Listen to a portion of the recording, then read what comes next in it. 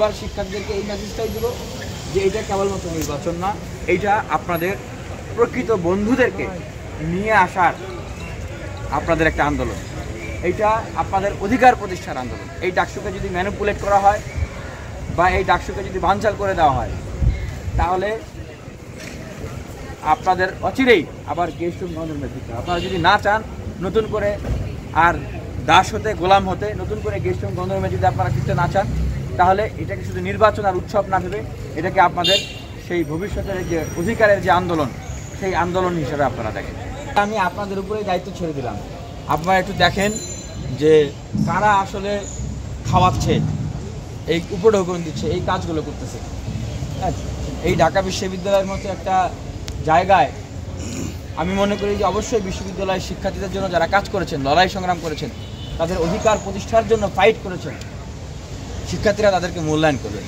যাদের শিক্ষার্থীদের পক্ষে কাজ করার ইতিহাস নাই, যারা শিক্ষার্থীদের জন্য লড়াই সংগ্রাম ফাইট করার কোনো অর্জন নাই, তারা এখন ভাবতেছে যে শিক্ষার্থীদেরকে মনে হয় বেশি বেশি খাওয়ালে, তাদেরকে বকশিস দিলেই ছাত্রছাত্রীরা মনে হয় তাদেরকে ভোট দিয়ে দেবে। এই দেওয়া হয়েছে, এটা বলে নাই ছাত্রদলের জন্য একদিন সময় বাড়িয়ে দেওয়া হয়েছিল। কারা মিছিল নিয়ে গেছিল সেখানে মনোনয়ন তুলতে? ছাত্রদল। তারপরে ফেস্টুন যে লাগিয়েছিল, কারা লাগিয়েছিল? ছাত্র শিবির। তাদের দেখা দেখি আবার অনেকে লাগিয়েছিল। সেই ফেস্টুন তুলতে 24 ঘন্টা সময় লেগেছে, অথচ আমরা জিজ্ঞেস করলে আমাদেরকে বলা হচ্ছে ফেস্টুন লাগানোর নিয়ম নাই। খাওয়াচ্ছে, কারা খাওয়াচ্ছে আপনারা দেখেন, খোঁজ নিয়ে দেখেন। আমরাও বলবো আপনারা একটু খুঁজে দেন যে ঢাকা বিশ্ববিদ্যালয়ের শিক্ষার্থীরা আসলে একবেলা খাওয়ালেই তাদেরকে ভোট দিয়ে দিতে।